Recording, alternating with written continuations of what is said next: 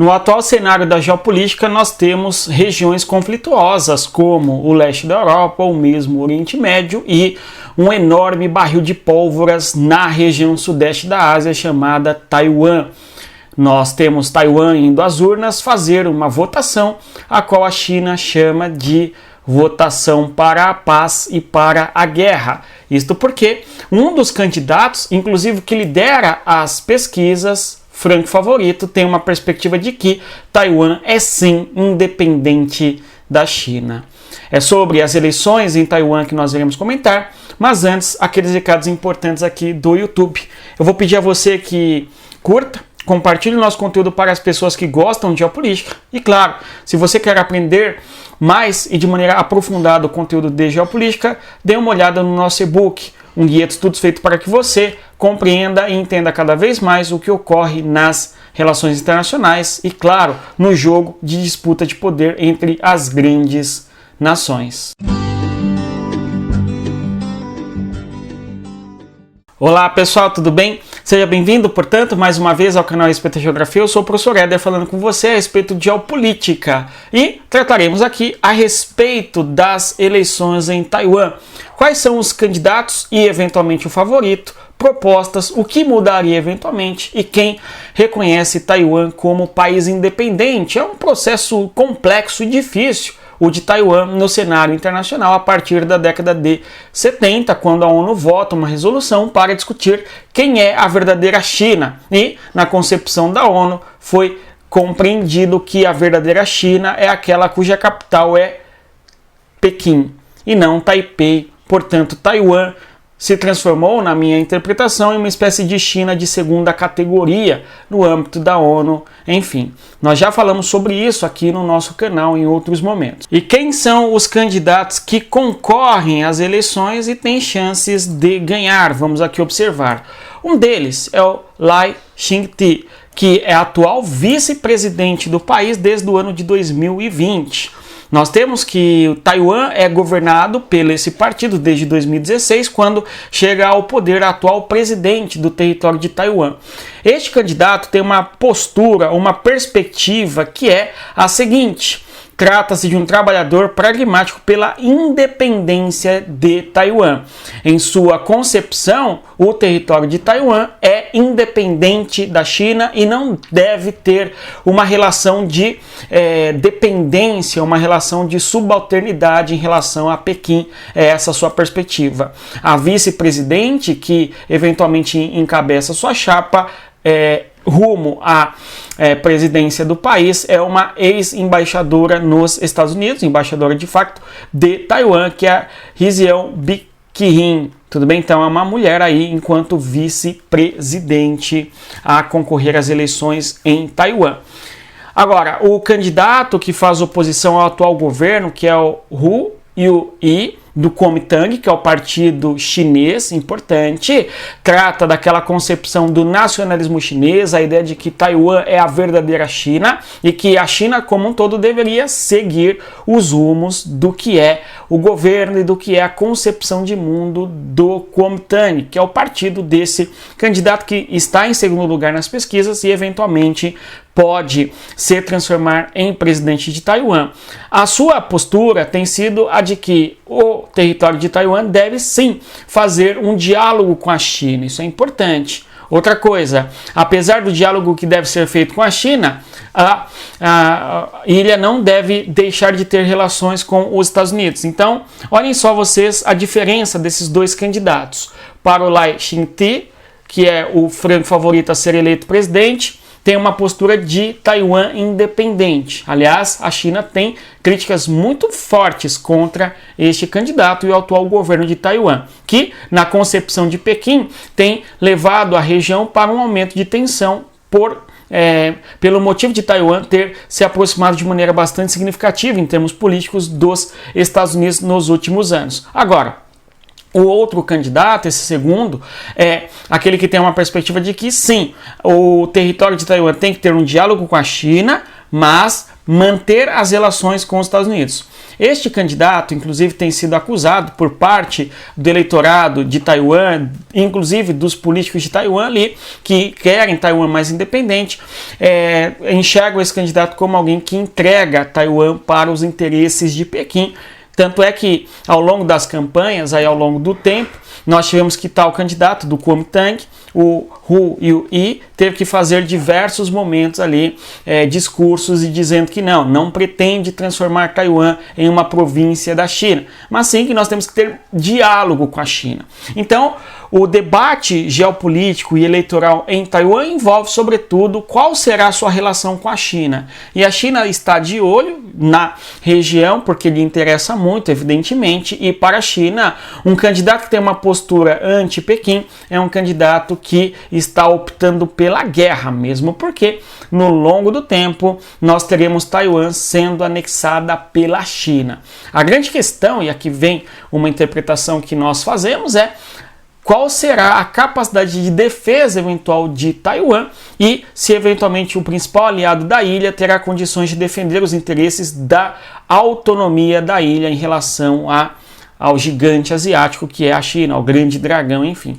Então nós temos dois candidatos que lideram as pesquisas, em primeiro e em segundo lugar, que debatem sobretudo a relação com a China.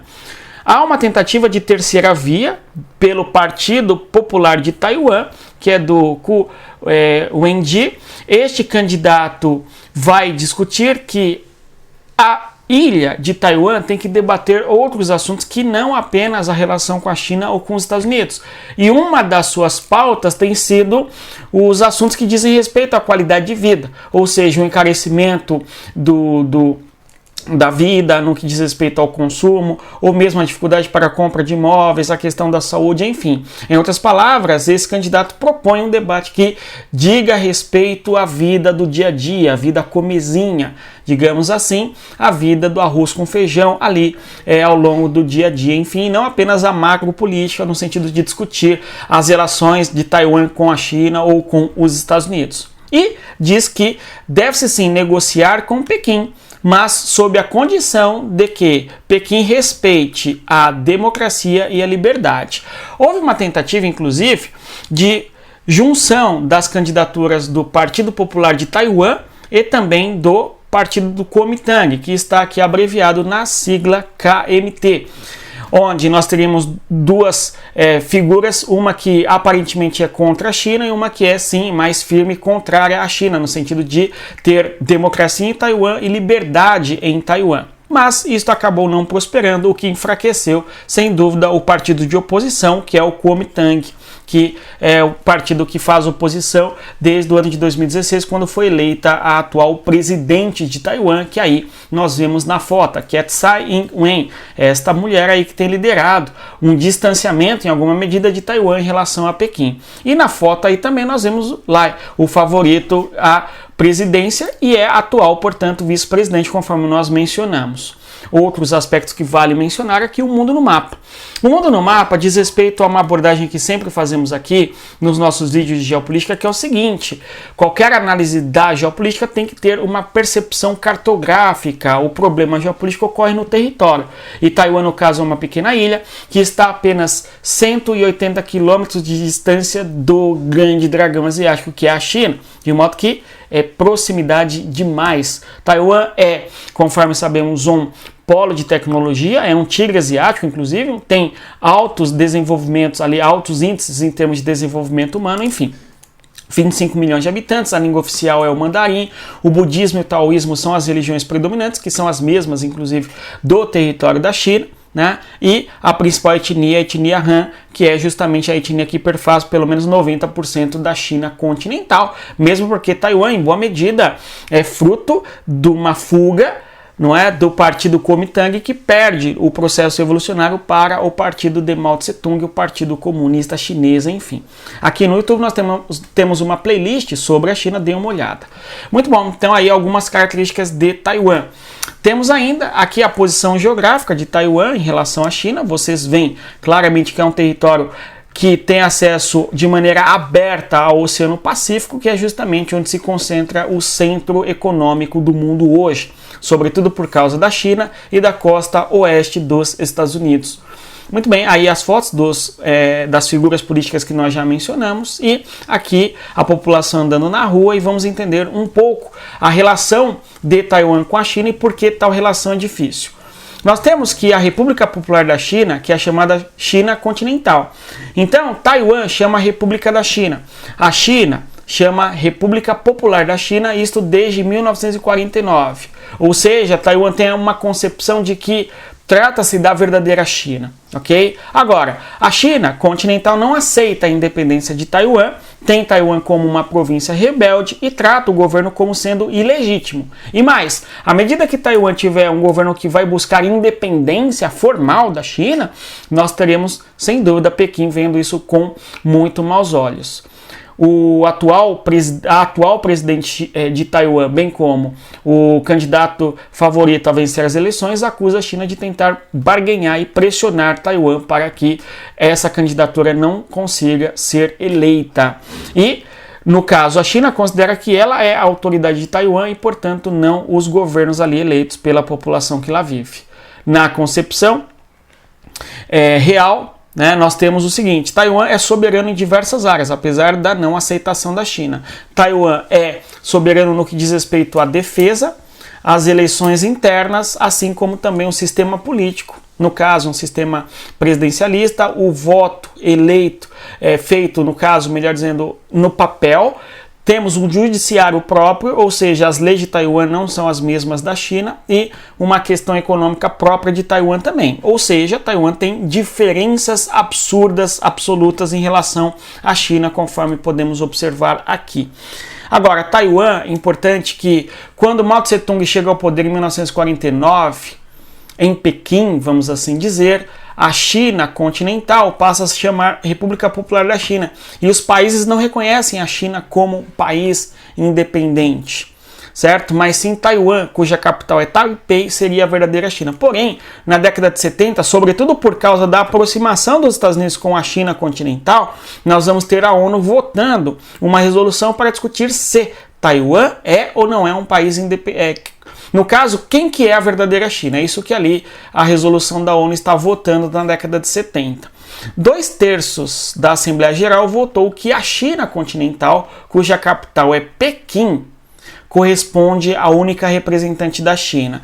Taiwan, inclusive, que tinha uma cadeira enquanto membro permanente do Conselho de Segurança da ONU, perde essa cadeira para a atual China continental. Então, isso foi uma reviravolta e um revés político muito considerável para Taiwan na década de 70. Nós temos aí os países que votaram eventualmente em favor de Taiwan. Aqueles que estão na cor vermelha, portanto, vão reconhecer que a verdadeira China seria Taiwan e não, eventualmente, a China continental. Certo? O Brasil, inclusive, na década de 70, votou que a verdadeira China seria Taiwan. Os Estados Unidos também, até hoje, conforme podemos observar na cor em vermelho. Certo? Agora, alguns territórios notáveis, como é o caso da Rússia, da Índia ou mesmo do Canadá e do México, são países que votaram naquele momento que não havia Taiwan enquanto verdadeira China, mas sim, a China verdadeira era a China de Pequim, que é território responsável, inclusive, pelo território de Taiwan. De modo que os países que reconhecem Taiwan enquanto país independente eram diversos até na década de 70, porém, ao longo dos anos, mais e mais países deixam de reconhecer Taiwan enquanto país independente, mas sim um território que é China e deve se curvar aos interesses administrativos de Pequim. Nós temos aqui, nas relações exteriores de Taiwan, são complexas, conforme dissemos, a partir de 1971. A maioria dos países mantém relações não oficiais, é o caso do próprio Brasil, que tem escritórios administrativos em Taiwan, e são poucos os países que mantêm relações plenas com Taiwan. Aqui na América do Sul, só para dar um exemplo, é o caso do Paraguai. O Paraguai tem uma concepção de que a verdadeira China seria Taiwan e não a China continental. Só para dar um exemplo, aqui no mapa nós vamos visualizar de maneira mais clara os países na cor em verde, são aqueles que acreditam que a verdadeira China é Taiwan e tem relações plenas com Taiwan, sem problemas também de ter relações com a China, embora reconheçam que Taiwan é um país soberano e independente. O Brasil não. O Brasil, conforme vocês visualizam na cor azul, é um país que reconhece a China continental como a verdadeira China. É claro que a posição do Brasil não é a mesma que a Venezuela, que acredita que só tem uma China e que a China deve sim anexar Taiwan, mesmo que à força, né? O Brasil não tem essa concepção, mas também não acredita que Taiwan é um território plenamente independente e soberano em relação à China continental. E se você chegou até aqui, vamos concluir o nosso conteúdo falando da relação com os Estados Unidos. Há um tratado de defesa mútua na década de 70 e antes ainda nos anos 50, né? Nós temos uma política de uma só China, né, promovida a partir dos anos 80 ali por Jimmy Carter, né, sobretudo, começa em 79. Recentemente, porém, nós vamos ter a Nancy Pelosi visitando a ilha de Taiwan. O governo Biden afirma que defenderia Taiwan em caso de guerra. É difícil para os Estados Unidos, uma vez que há diversos focos de tensão, conforme sabemos, no Oriente Médio e também na Ucrânia. Agora, em 2023, houve um acordo comercial entre Estados Unidos e Taiwan, aproximando ainda mais os dois países, e um detalhe importante é que os Estados Unidos vendem armas para Taiwan. Então, em boa medida, há uma relação de proximidade dos dois territórios, Estados Unidos e China, embora, conforme o presidente, essa relação ela é menor. No caso do Jimmy Carter foi menor, conforme podemos visualizar. E aí temos, né, o fim da nossa apresentação. Se você chegou até aqui, eu agradeço a presença, reitero o que sempre digo aos nossos alunos: respeitem a geografia, e convido você a conhecer o nosso curso de geopolítica, cujo link também está na descrição do nosso vídeo. No mais é isso, e até mais. Tchau, pessoal.